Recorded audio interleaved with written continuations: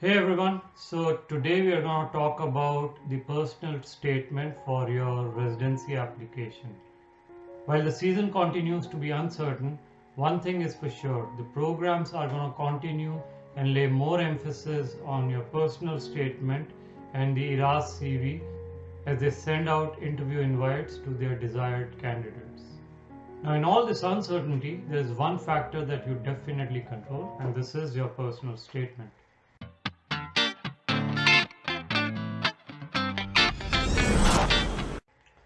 So today we'll talk about a step-by-step approach which will help you frame your personal statement, and also I'll give you some top mistakes to avoid which we have seen over the years many applicants make as they frame their personal statement. And our team reviews every year about 3 to 400 personal statements and CVs. So we have seen a definite trend and a pattern, and I'll share some of those best practices with you. Alright, so what is a personal statement? Now, personal statement is a concise summation of who you are in the context of medicine and why have you chosen this field as your life's pursuit. The keyword here is personal. It has to be your story, it should be well written, error free, and in the residency application about 1 page or 750 words of a statement that is easy to read. So while there is no specific formula or template for a personal statement, we will discuss a possible structure that can help you as you write your personal statement. Then of course, like I said, we'll highlight some of the mistakes that you should avoid. And before we start, again, like I said, our team reviews every year about 300 to 400 personal statements. All our students, their personal statements are reviewed, edited by our team of panelists, the panelist physicians and the journalists. So if you're interested in our services, do look us up and we'll be happy to help you. Alright, so let's get started. Now the best way to assess a strong PS or what should it contain, I think the best way to do that is to think about your favorite movies, whether you are a Hollywood movie fan or Bollywood like many of our students tend to be, whatever your favorite genre is. Now compare the personal statement to a movie. What do you look for in a great movie? A story worth seeing. When you read someone's personal statement, you're trying to figure out, or the program director is trying to figure out who the person is, and it's like a motion picture, it's like a movie running in front of you. If your personal statement can achieve that, it can achieve the impact of a gripping movie, then your personal statement is well written. So to continue this movie analogy, for example, think of Steven Spielberg, one of the most famous directors. Whether you talk about his Indiana Jones movie series or a movie like Minority Report or even Jurassic Park, most of his movies are very compelling to watch. They keep you engrossed and you want to know what's coming next. That is exactly what a personal statement should feel to the reader. They should want to immerse themselves in your story, and the PS should make an indelible impression on them. Now, everyone has a different way of telling their story. Some will start with a quotation, some add some abstract comparison of daily life to medicine, and some will jump straight away to the point.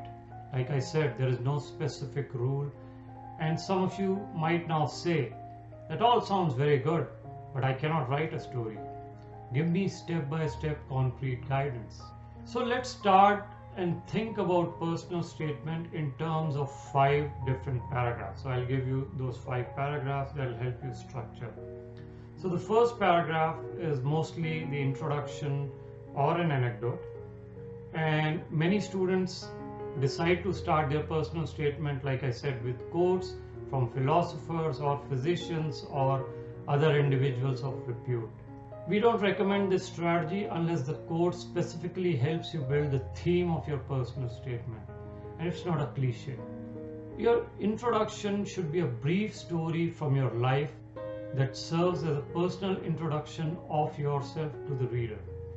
Consider it as one of the most powerful moments of your medical origin story. It should humanize yourself and give the reader an insight into who you are, where you come from, and why you are passionate about becoming the medical professional that you want to be as part of, doing that residency. Then comes the second paragraph. Why have you chosen this particular specialty? Now think of everything that makes this specialty appealing to you. Most people make a mistake here. They tend to write why they joined MBBS or their med school, and this is not necessary unless, of course, it has a direct relation to why you are choosing the particular specialty. When you're tackling this section, think hard about what is your determination to pursue this specialty. Then comes paragraph 3, which is about your professional skills and training. Now, of course, like I mentioned, the personal statement is supposed to be around 750 words or so, and you don't want to waste a lot of space. There's no need to list every school you went to or place you worked at, or your academic rank in every subject or every year, right? That's what CV is for. But you need to give examples of your professional acumen, and it is good to give context when you're giving these examples. In other words, where were you, who were you working with, in what capacity? If you're trying to link that in this skills and training section, it's good to give some examples. So the trick here is, in these examples, don't just tell the reader about your skills. You got to demonstrate, you got to show them that you have those skills. And I'll talk about that a bit later. Then the fourth paragraph should be about your interest in the US healthcare system, the rationale for training in the US, probably even your research interest. Here you can transition into your experience in the US. And when it comes to the US experience, you should be very specific and concise. Wherever you did your electives, your rotations, and the skills you acquired. If you have additional professional training such as a home country residency or a US Masters, you can mention that, of course, and be very specific of the skills that you acquired and how those skills will help you in the residency training that you wish to embark upon. This is also a good place, a good paragraph to talk about why you want to practice in the US, whether it is your experience in evidence-based medicine, EMR, or some of the other things that you may have experienced here. Finally, the fifth paragraph is the conclusion, so you can wrap up with the conclusion of what you hope to accomplish in your career, what you see yourself ending up, and what type of residency program you seek. Now, of course, many students, and we encourage it, they write individual personal statements for the programs, and you're welcome to do that. Of course, you are going to apply, most of you are going to apply to 150 or plus programs, so you just have to balance it with the time you have. But it's always a good idea to personalize the last paragraph or one of those paragraphs to the program that you may be interested in. Now let's talk about some of the mistakes, and I'll point about 5. So 5 mistakes that we have seen students make in their PS, and what you should try to avoid. So like I initially mentioned, many students just write about their traits and do not follow up with specifics. So they'll mention variety of traits, but they fail to back themselves up with the relevant examples. Just because you say you're a reliable person doesn't mean you are one. What makes you reliable? Give them this example. What exactly are you referring to? Everyone has a different definition for these kind of personality traits. So you need to show them what you really mean. So this is the big mistake that we have seen. Okay.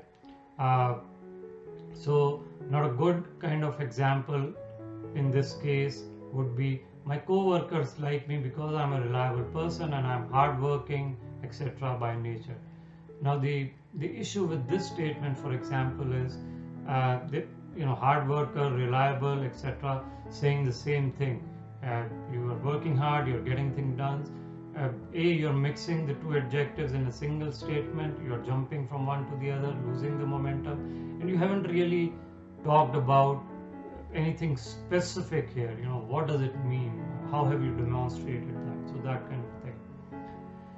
The second big issue that we have seen is plagiarism. Absolutely do not plagiarize. Just don't think about it. It could get you in big trouble. The programs could report you. And even if you don't get in trouble, basically you're not utilizing your potential, the full factor that you have, the personal statement that can just distinguish you from other students in the program. You're not utilizing that for your residency application, and it can be a big plus. So just don't plagiarize.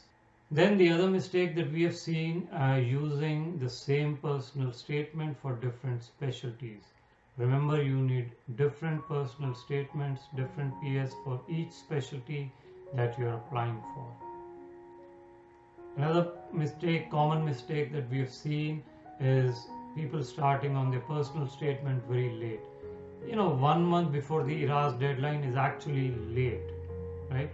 So start early, maybe 2-3 months before the ERAS deadline, start and get it reviewed and write again, so on and so forth. So start early, give yourself enough time.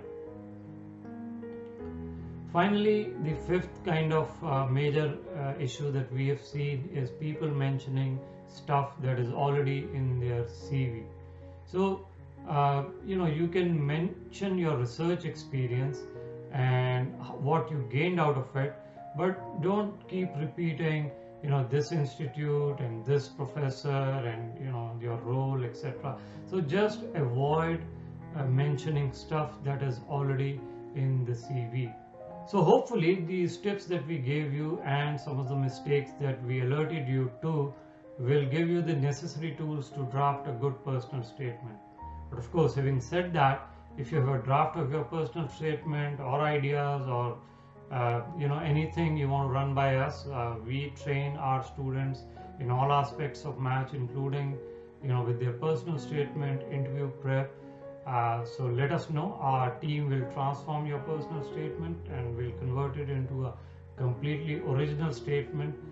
We take your anecdotes and convert them into powerful moments, something that you really want, to help you differentiate from thousands of other IMGs vying for those select residency spots.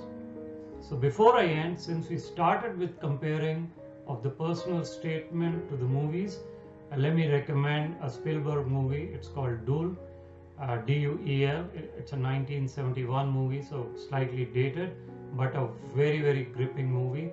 Make sure to watch it. I think you will all be impressed. I think you'll all be impressed by the way he directed this movie. As to my all-time favorite personal movie, I leave you with some music from that movie. So good luck and let us know how we can help.